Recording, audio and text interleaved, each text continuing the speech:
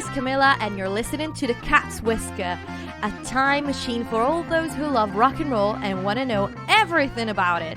People, stories, and the music that changed the world. In a few words, it doesn't matter whether you've lived through those years or, just like me, you've always wondered what it was like. I have loads of stories to tell and great music to play. So, let's roll! Hello everybody, welcome back to The Cat's Whisker. I am Camilla, and today, as usual, we're going to talk about music, a powerful tool. And rock and roll was probably the most powerful of them all. The first ever music genre to reach the masses of the whole planet in an era that allowed the youth to be free of their parents' lifestyle, and where the new generation had more power than ever. This new wave of rebellious, happy and optimistic youth was definitely threatening to the old school people in power. So much so that many songs were banned, many artists put in jail, and in some cases I'll tell you all about today. The FBI was so triggered that decided to start investigations around the meaning of some songs and the behavior of the artists. Let's kick things off with a hit for 1963, Louie Louie by the Kingsmen. The FBI went absolutely mental about its obscure lyrics. Louie Louie was a cover of a 1957 composition by Richard Berry that was actually inspired by an African-Cuban song by Rosendo Ruiz Jr. and then replicated by René Touzé in his El Loco Cha-Cha.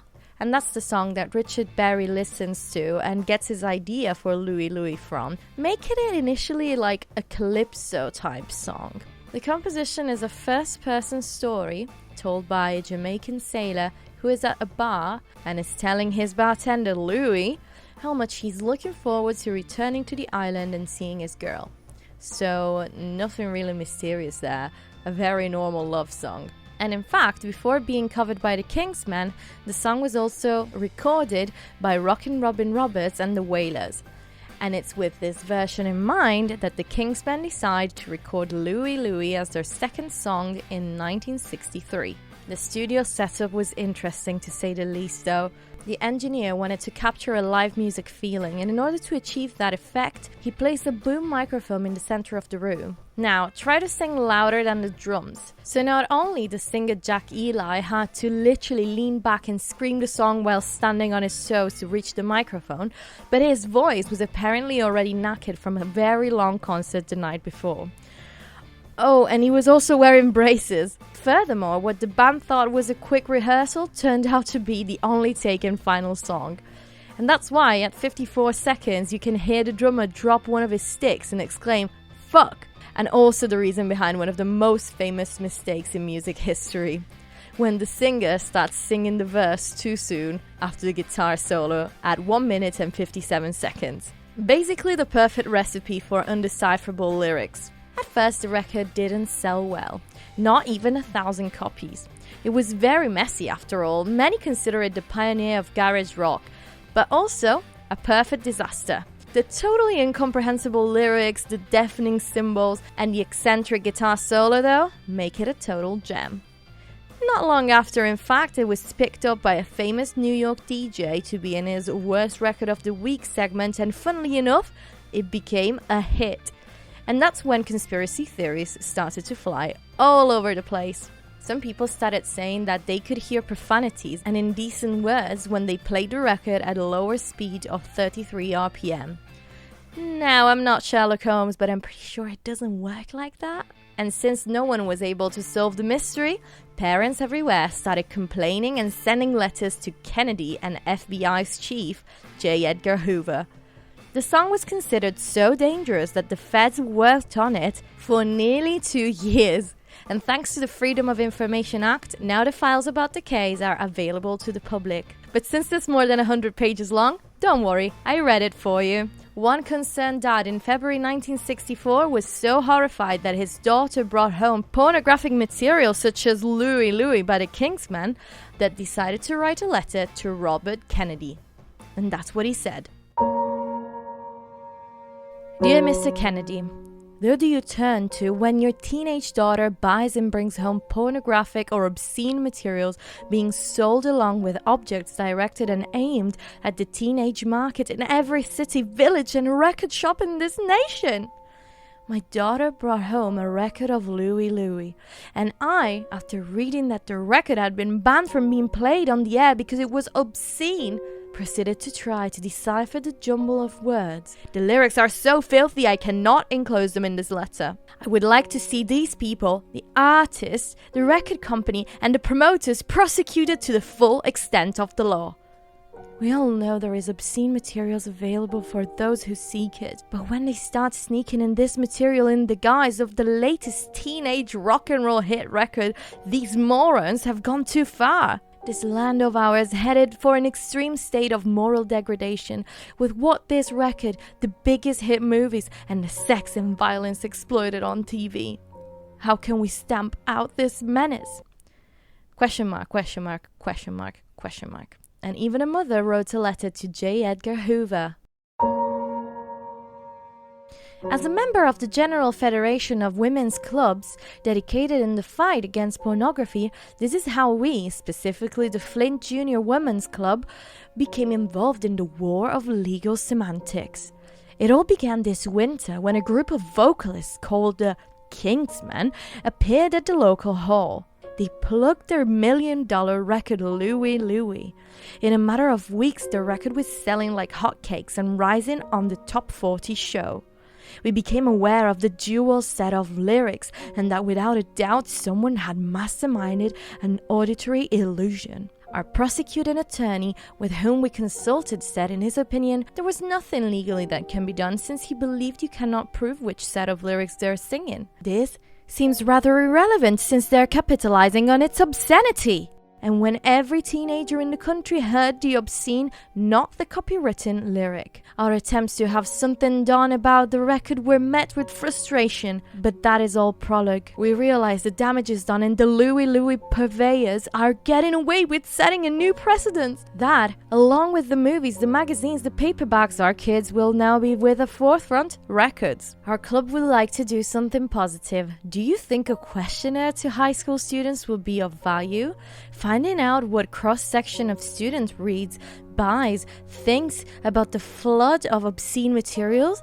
Do you think such answers could be valuable? If you do think it has some merit, would you be willing to help us to construct a questionnaire? Perhaps I've asked all too many impertinent questions, but they are as genuine as is our concern for alarming rise in venereal disease, perversion, promiscuity, and legitimate birth in teen groups. Is there a correlation to the alarming rise in the access to obscene materials by this same group? I can only say, as a teenager, if my mom was the person that contacted the feds and got them to write a questionnaire for my whole high school about porn, I would probably want to bury myself forever. But the craziest thing to me is that people try to make up the lyrics without even checking the original version of the song, which I mean, there were plenty of covers as well. Many of the FBI papers report interviews with high school students and different transcriptions of the song. And there were so many because at some point kids started making up the most obscene verses and sold them to their classmates. Back to when TikTok wasn't a thing, this is what kids were up to. FBI agents used to follow the Kingsmen and watch their shows to make sure nothing inappropriate was happening.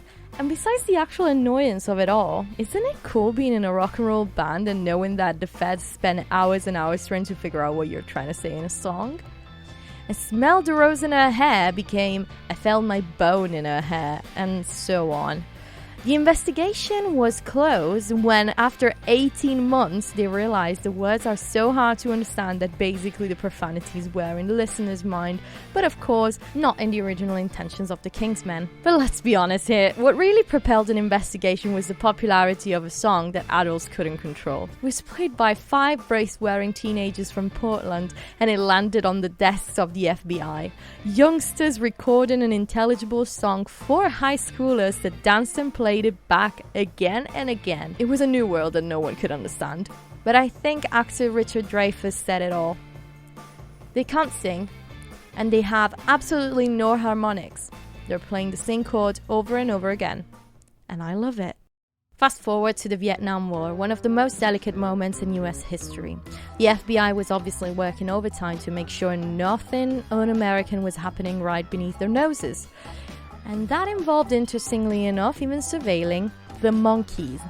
Yes, you've heard me right. The Monkees, one of the least threatening bands one can ever think of. The file is available but mostly censored, and the case has been closed pretty much immediately. But what was the suspicious act they were guilty of? It all happened during the 1967 tour. While the guys, described by the feds as beatnik types, were playing their music, some screens behind them on stage were showing subliminal messages, or, well, as it says in the file, left-wing innovations of political nature. Allow me to translate this for you. The screens were showing pictures of the riots in Berkeley, anti-Vietnam War messages, and images of the racial riots in Selma, Alabama. The file states that the audience had an unfavorable response to this stunt. The investigation was closed pretty much straight away. But if you look up the Monkees on the FBI vault, though, you'll notice that the remaining information on this file is completely redacted. The only living member of the group, Mickey Dolenz, is on the case, and even after his requests to view the document in its entirety have been rejected, he's still trying to discover the truth once and for all. No one, though, was in the radar of the FBI like our dear old John Lennon. Interestingly enough, there are files about the Beatles as well, but mostly because someone sent a letter to one of their concerts promoters, threatening to throw a hand grenade instead of jelly babies during their show in Colorado. But when it comes to John Lennon, well, oh boy, did they not like him! And we all know that he was considered public enemy number one for the power and influence that he had. But today I want to tell you about a song in particular that really pissed the FBI off big time. On December the 10th, 1971, Lennon performed in Ann Arbor at the University of Michigan for the Freedom Rally in favor of poet John Sinclair, who, after being found with 2 joints, was sentenced to 10 years in prison. Lennon obviously wasn't the only artist who protested against Sinclair's imprisonment, but clearly the FBI was always hungry for drama when it came to him. While at the rally, Lennon decided to play his brand new song, John Sinclair.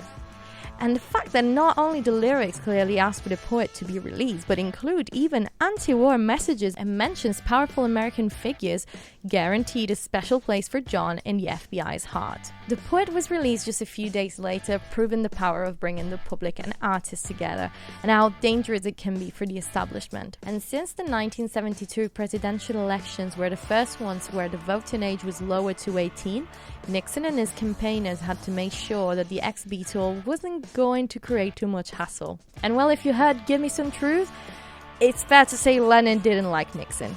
Plans to stop Lennon from organizing protest concerts were made. He was followed pretty much all the time by the immigration office that tried very, very hard to deport him without success. And even if he didn't accomplish all his plans, his activism, his will to fight was pretty much present in all of his production. I want to end this episode with an interesting tidbit. So, we talked about the FBI and how the power of music became a dangerous matter during the 60s, but did you know that the CIA actually uses music as a torture device? Today's prisoners, the CIA uses a technique called sound disorientation. Essentially, they keep the person detained and chained up in a dark room with loud noises or music playing for hours and hours on end. And this has been proven to disorient the prisoner that gets more and more scared. And, it would break anyone's willpower and the ability to think straight.